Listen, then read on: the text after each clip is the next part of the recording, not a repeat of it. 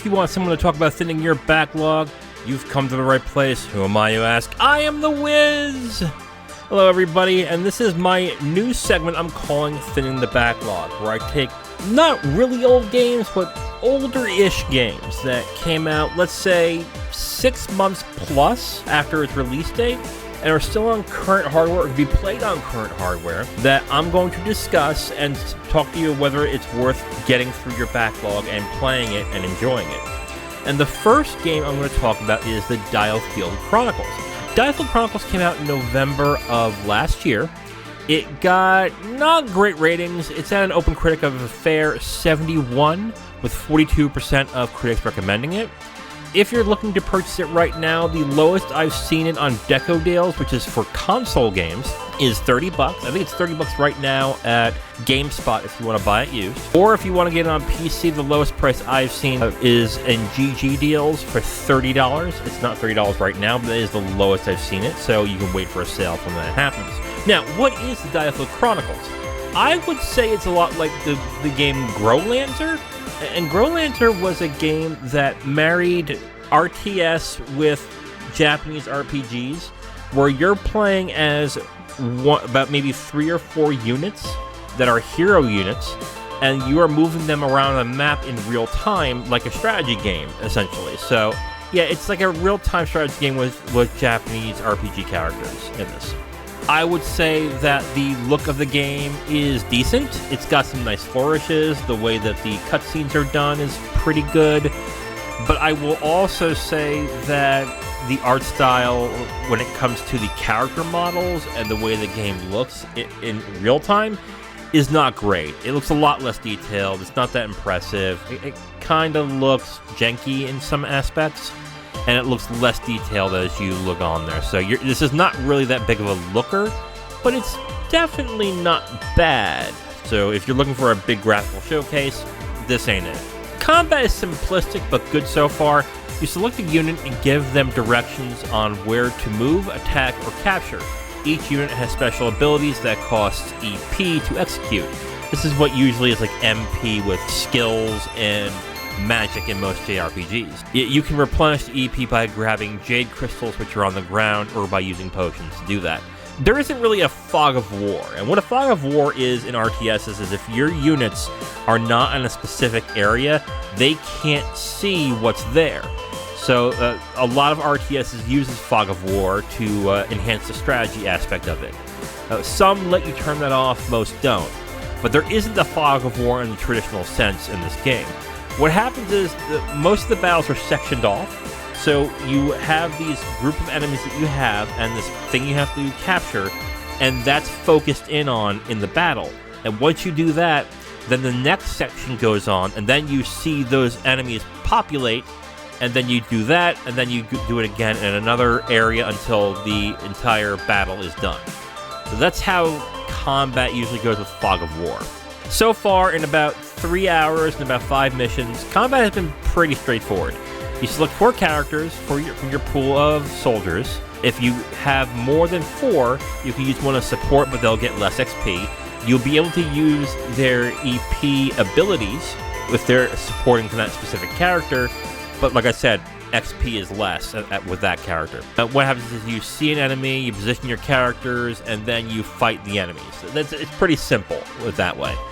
The game wants you to emphasize the importance of placement. They talk in the tutorial about if you place your character behind an enemy, it'll do more damage. But I gotta be honest, in the first few missions, it really does not matter. They're actually pretty easy, and I'm doing it on normal right now. So they're pretty easy when you get started. Each battle has a number of quests that, if completed, will grant you certain things. Beating the mission with at least one character alive will net you gold. Beating the mission with no one dying or being incapacitated will net you 1 SP. I'll get into that later. And in some missions, you can also find a hidden treasure chest that'll net you an item that still really hasn't materialized as to what it is right now, even after about 5 or 6 missions. As you complete missions, your character gains XP and level up. Leveling up your characters boosts their stats and gives you AP, and AP is then used to boost different passive stats to further enhance the characters that you have.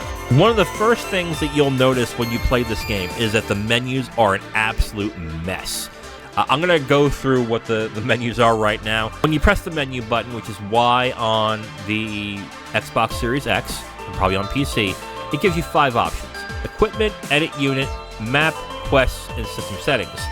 Quests, settings, and maps are pretty self-explanatory. You know what they are. Equipment is where you equip your gear for your character, as well as spells and items that every fighter can use in battle. However, equipment is where you also level your abilities. Underneath the items that each character has equipped, like their weapons or accessories, is a bottom insignia on the photo that lets you consume the AP you have earned. Now, you have to pay attention to this thing, because it looks like it's just part of the photo, but once you select it, it lets you go ahead and spend the AP that you've already earned. It makes it really easy to forget where it is and when it's time to do it, because the game doesn't really tell you where to do it. It relies on you to find it on your own and then have you select everything. And there's nothing on the menus or in the game as well that says, hey, you can level up this ability with the X character. Go to the equipment screen to do that. So that becomes a bit of an issue if you tend to forget. But you would think that would be in the edit unit section, but all edit unit does is it's the layout of the characters you want to bring into the next battle. It gets confusing, and oftentimes I've went to edit unit thinking to level up my AP abilities, but really have to go to equipment. So you have to keep that in your mind as you're playing to make sure that you're going to the right area. Speaking of equipment, you don't really level up to gain abilities, which is another thing I found weird. Abilities such as Assassination or Hurried Heal are attached to specific equipment, not earned by the characters leveling up. You can earn skills for each type of unit, such as Healer and Archer, via a skill tree that is not in either the equipment or edit unit menu, but it's at a person inside of a counter in the castle that is your base. But this gets a little more confusing, because to get the SP, which is what you need to level up those skill trees, the way to get that currency is that you need to earn it by doing specific missions and battles. That means if you have any issues with battles, either one of your guys gets incapacitated, or you don't do the battles fast enough, you will often end up having to repeat that mission, even if you succeed, in order to get those SP. That pretty much means that you're going to be forced to grind more and more as the game goes on. Either repeat battles to level up the characters, or to get enough SP to actually progress through the tree. It's odd that the menus are not only labeled inefficiently, but the means to customize your characters are spread all over the place. It would just be easy to put all that by pressing Y, look at edit unit, and then, oh, okay, so this is where I can do my loadout and I can level up my abilities. Or I can then level up my skill tree here. It doesn't do that. You have to do all these extra steps to do that, and it's just wildly inefficient. Also, it's odd, it's odd that there's so many steps to get into a battle too. Whether it's a story battle or repeated battle. Again, this would be easily just by pressing something on the menu and then just saying, go here and start this mission. In this game, you have to go to the map, press the map section that has the unit that will allow you to go to either the story battle or to a repeated battle. Again, really inefficient, and it would have been a better idea to make this work a little bit more smoothly. After 3 hours and 5 battles, grinding seems to be something you might need to do. On normal difficulty, I breezed through the initial missions, until I hit a roadblock when I went against 2 boss enemies that are 3 levels higher than any of my characters. Of course, I got stomped in that mission. So there are no warnings that let you know that these enemies are going to be on the map, or anything telling me that probably I should level up my character before doing this mission. So then you're going to be dealing with a lot of trial and error here. So if the game's not going to tell you that, oh, you're going to have a level 12 here, so you might want to level your guys to either that level or up, it means it's going to be a lot of trial and error. So you're going to be dying a lot in certain aspects of the game.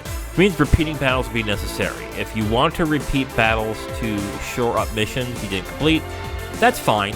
That's for completionists usually. However, the easy nature of the game's first few battles means you're repeating those missions to get through those tougher missions. So it's not that if you want to... Now it's not like, oh, if I want to complete the game, I want to repeat missions. Now, you probably have to repeat those missions just to grind enough to get through that character. I can already sense that despite the DioField Chronicle being fairly easy in the beginning, it's going to be a huge grind fest to continue in its tougher, more engaging battles. I can also sense that as the battles get more complex, the controls will be a problem. The game has two options to select characters. Select one specific character, or hold a button to bring up a slowly enlarging circle to get a group of people. You know, a D-pad macro would have actually helped this game immensely, where you press a direction that coincides with a certain character and add them to your current group, and then you just select where you want that group to go, and then you're set. Instead, if you need 3 people in 3 separate places to go to one specific location, you either have to guide the cursor to that soldier and have that specific soldier go to that specific place, or you have to individually use the bumper buttons to move and select those characters specifically and then move them that way. It really is inefficient, and it should be a lot easier where if you want people to engage in the strategy aspect of this game, that they're just going to have to fumble with the controls a lot more. So it's going to get to a point, I have the feeling, it's going to get to a point where when those tougher battles happen, I'm probably going to have to not even think about doing those special missions where you have to do it at a specific time, or that some characters are not being incapacitated or whatever else they come up with. And that sucks, because the controls shouldn't be the thing that deter you. It should be the difficulty of the game, and you would want to get better as the game gets more difficult. But I already sense that's going to be a problem. Now, some of you might say that this would be rectified if this was on PC, and it is, and you can use keyboard and mouse controls, which I think you can. I would agree. But then the game would be way too easy, since the game is designed, albeit very clumsily, with a controller. But since I'm playing it on the Series X, I find myself struggling with the controller to just get specific units to do specific things. An order queue, where you can tell the person, okay, move here, and then when you move here, and then when you move here, attack this guy, and then when you attack this guy after 3 hits, go ahead and do your ability, or something along those lines, I think would have done wonders for this game. Now, there is an ability where you can tell them to do 3 separate things, which is usually just move here, or capture unit, move here, or attack, or move here, then move here. They allow you to have 3 options like that. I think it needs to be a lot more robust than that. It needs to be where I want you to move here, then move here, do this ability. Or move here, and then point to this direction and attack people that are in that direction, in that sense. That queue would have really helped. Instead, I have to constantly babysit these units. So, for example, something that would happen is I would have one unit attack another enemy, and while that unit is doing its thing, I'm having my other 3 units go to another area to take care of a group of enemies. And I have to babysit those 3 units to make sure that nothing happens, and then we're set. And then after that, I'm done, and I'll go have those 3 people do other things. What I would have liked is if there was a queue that would say, once that one unit I have is done killing that one enemy, to then go ahead and meet your other characters here to assist them.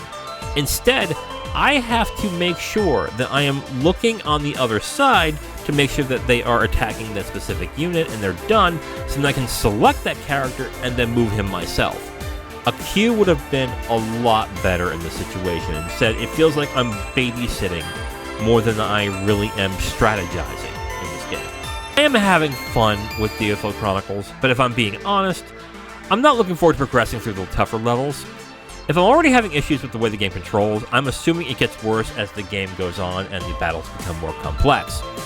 Also, tying abilities to equipment without any way to get those abilities attached to characters, like for example Final Fantasy Tactics Advance, seems like a weird way to get abilities, and I wouldn't be stunned to find that certain overpowered abilities will be only attached to one specific item, giving you that Sophie's Choice dilemma of choosing which type of equipment you will have for its characters, and if it's worth losing certain abilities that you've grown accustomed to.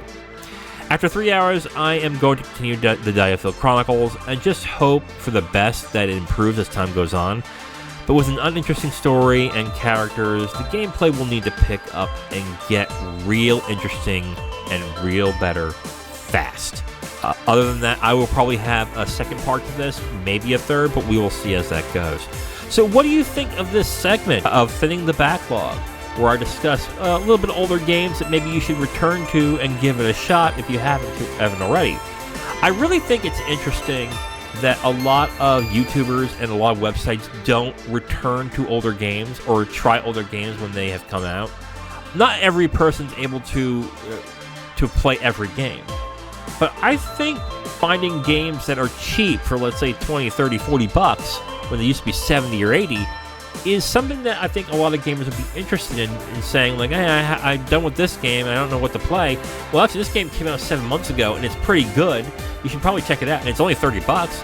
I think gamers would like to know that stuff. So I hope that I can provide a specific service that maybe other reviewers don't have. Well, anyway, that is it for Thinning the Backlog, and this is it for this episode of I Am The Wiz. Friday, I'm going to have another gaming roundup. Saturday, I'm going to do a review of Spirited Away with Tim Shackman. And then Sunday, I'll have a random thing on the movie channel and podcast as well. So look forward to that. Well, until then, I am The Wiz. Talk to you next time.